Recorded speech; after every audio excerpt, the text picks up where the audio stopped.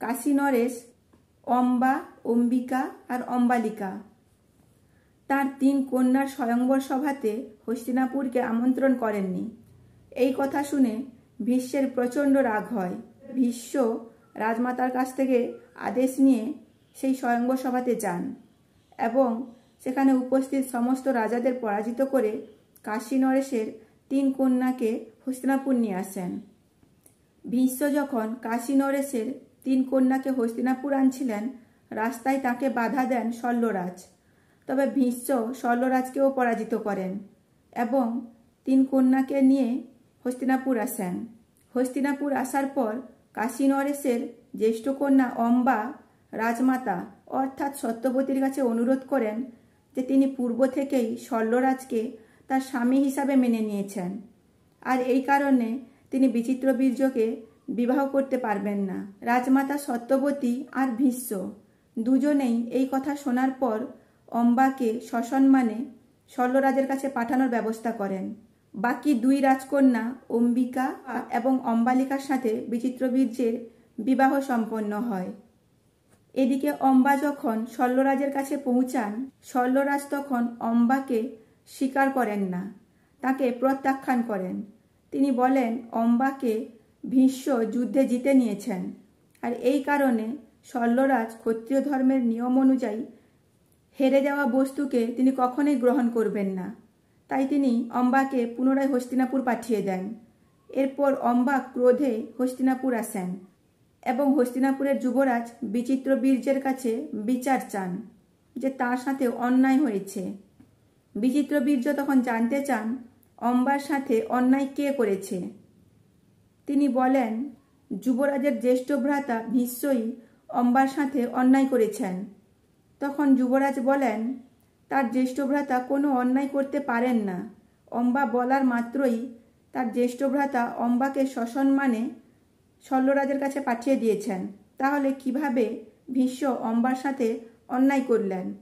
তখনই অম্বা জানান শল্যরাজ তাকে প্রত্যাখ্যান করেছেন, যেহেতু ক্ষত্রিয় ধর্মের নীতি যুদ্ধে হেরে যাওয়া বস্তুকে কখনোই গ্রহণ করা হয় না।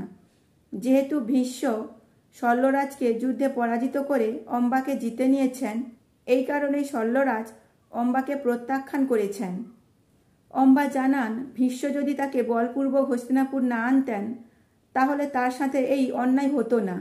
অম্বা একথাও বলেন যে যেহেতু ভীষ্ম যুদ্ধে অম্বাকে জিতে নিয়েছেন, সেই কারণেই ভীষ্মকে অম্বাকে বিবাহ করতে হবে। তবে ভীষ্ম তখন দেবী অম্বার কাছে ক্ষমা প্রার্থনা করেন যে তিনি জানতেন না অম্বা শল্যরাজকে পছন্দ করেন। তিনি যখন জানলেন এই বিষয়, তিনি অম্বাকে সসম্মানে শল্যরাজের কাছে পাঠিয়ে দিয়েছেন। দ্বিতীয়ত, অম্বাকে তিনি বিবাহ করতে পারবেন না, কারণ তিনি হচ্ছেন ব্রহ্মচারী। তিনি সারা জীবন ব্রহ্মচর্য পালন করবেন, তিনি সংসার ধর্ম পালন করবেন না, এমনটাই তিনি প্রতিজ্ঞাবদ্ধ। এই কারণেই তিনি দেবী অম্বাকে বিবাহ করতে পারবেন না।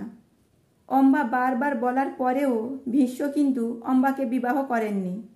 এরপর অম্বা সেখান থেকে ফিরে যান। অসম্মানে প্রচণ্ড রাগে ক্রোধে অম্বা পুরো রাজসভার সামনে ভীষ্মকে অভিশাপ দেন। তিনি বলেন ভীষ্মের মৃত্যুর কারণ হয়ে তিনি ফিরে আসবেন, ভীষ্মের মৃত্যুর কারণ তিনি নিজে হবেন। এই বলে অম্বা সেখান থেকে চলে যান। এরপর অম্বা ভীষ্মের গুরু পরশুরামের কাছে যান। তিনি তার কাছে প্রার্থনা করেন তিনি যেন ভীষ্মকে তাকে বিবাহ করার জন্য রাজি করেন। এরপর পরশুরাম হস্তিনাপুর আসেন ভীষ্মের সাথে দেখা করতে। গুরুর আগমনের বার্তা পেয়ে ভীষ্ম প্রচণ্ড আনন্দের সহিত পরশুরামের কাছে যান। পরশুরাম ভীষ্মকে অম্বার কথা জানান। তিনি বলেন তার গুরুর আদেশ অম্বাকে যেন ভীষ্ম গ্রহণ করেন। তবে ভীষ্ম সেই একই কথা পরশুরামের কাছেও বলেন যে তিনি ব্রহ্মচারী, তাই তিনি দেবী অম্বাকে কোনো মতেই বিবাহ করতে পারবেন না। এরপর পরশুরাম ভীষ্মকে যুদ্ধের জন্য আহ্বান জানান। যদি ভীষ্ম অম্বাকে বিবাহ না করবেন তাহলে পরশুরামের সাথে তাকে যুদ্ধ করতে হবে, আর যুদ্ধে যদি ভীষ্ম হেরে যান, যুদ্ধের হেরে যাওয়ার নিয়ম অনুযায়ী ভীষ্মকে অম্বাকে বিবাহ করতে হবে। তখন ভীষ্ম গুরুর এই প্রস্তাবে রাজি হয়ে যান। এরপর কুরুক্ষেত্রে পরশুরামের সহিত ভীষ্মের যুদ্ধ হয়। আর এই যুদ্ধে ভীষ্ম কিন্তু পরশুরামকে হারিয়ে দেন এবং তিনি জয়ী হন। পরশুরাম তখন ভীষ্মকে আশীর্বাদ করে কুরুক্ষেত্র থেকে চলে যান। এরপর দেবী অম্বা প্রচণ্ড ক্রোধের সহিত ভগবান শিবের তপস্যায় বসেন, যাতে তিনি ভীষ্মের মৃত্যুর কারণ হয়ে ফিরে আসতে পারেন। দেবী অম্বা গভীর তপস্যা শুরু করেন। দেবী অম্বার এই তপস্যা ভীষ্মের মৃত্যুর সূচনা করে।